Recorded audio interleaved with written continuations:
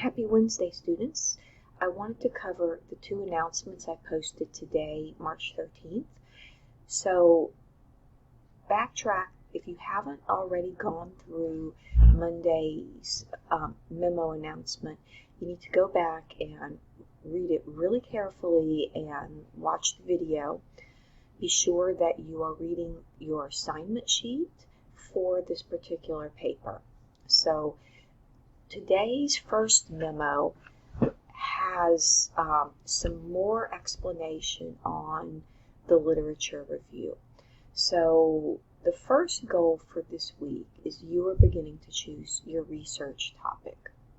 So that's your homework that's due on Thursday night. That is your virtual attendance assignment, this topic brainstorming worksheet. So the second goal that you want to work on is really understanding what a literature review is. This is a paper that is different from anything you've done up to this point in school. I'm fairly certain of that. So many students confuse this paper with a research paper. You're not writing a research paper. What you're doing is you are researching, collecting, analyzing, and synthesizing research that's already been done.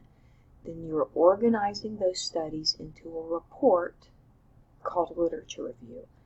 Basically, you're writing a paper that summarizes all the research that's been done on your topic. You aren't coming up with new ideas, you're not arguing, you're not proposing. You're saying, I'd like to research the cognitive effects of video games on the aging brain, on old people. How does that help?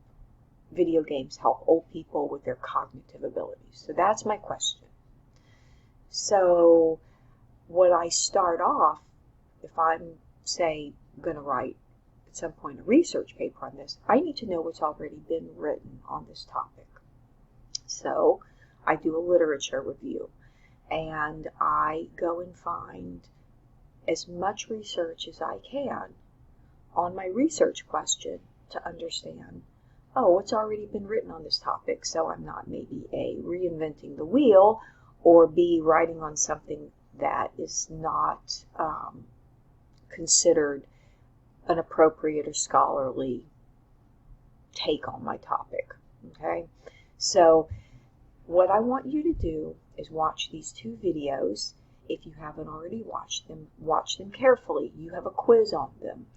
This literature review video quiz is due Friday. It's a 25-point quiz. There are 5 questions. It's very specific to these two videos, so you want to watch the videos carefully. Take notes if you have to. You have until Friday night to take the quiz. The quiz will disappear at midnight on Friday. Once you open that quiz, you've got to finish it, and you only have 30 minutes to finish it. So I really, really want you to watch these two videos. They're some of the best videos around on explaining what the literature review does. All right. So your final goal for the week is to start to gather sources.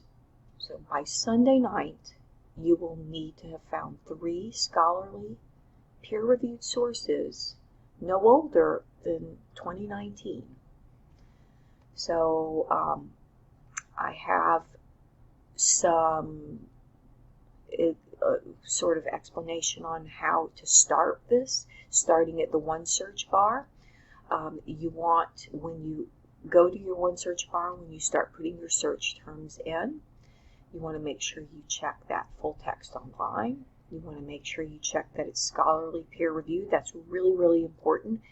If you have sources that you submit that aren't scholarly and peer reviewed, you will get points off. You won't get credit. You can't use those sources.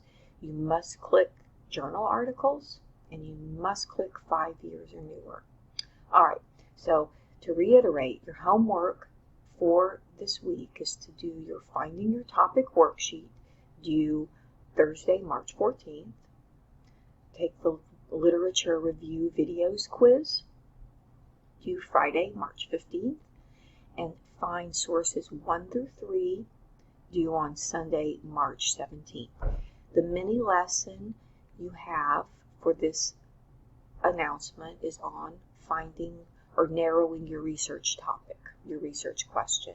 So you're going to read through this very carefully and work on getting a manageable research question. All right.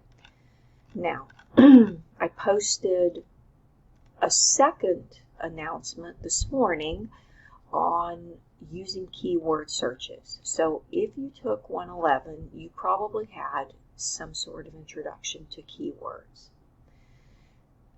Having the right keywords is the most important way of finding good, relevant sources. So you want to first watch this video on selecting and using keywords, and then read through these 1 through 5 tips on using keywords. What I want to say about using your library database is that it's different than using Google. If you use Google or Google Scholar, you're probably putting in words like more, relevancy words, or words that show relationships like effects on or greater or less than. You want to leave those off when you're doing keywords. You want to use only the terms that you want to research. You want to think about, so being concise. You want to think about lots of synonyms for your words, especially if you're using words like teenager. That's not a particularly scholarly term, so you want to think about other terms that might work better, like adolescent, young adult. So think about many synonyms and related terms for your topic. If you really are having a hard time finding keywords because you don't know much about your topic, you can go to Credo or Wikipedia and read a little bit about it so you have some words to put in to that library search bar. Let me point something else. Once you do a search and you find an article you like, you want to come and look at, particularly if it's ProQuest. Often you get suggested sources along the sidebar. Take a look at those. Those quite frequently can be good sources. Use your search terms, your Boolean operators, and not. All right. Let me remind you, you can't use a website. Those Science Daily and Science News websites that I put links for finding your topic, those are not for your sources. All right? All right, any questions, send me an email.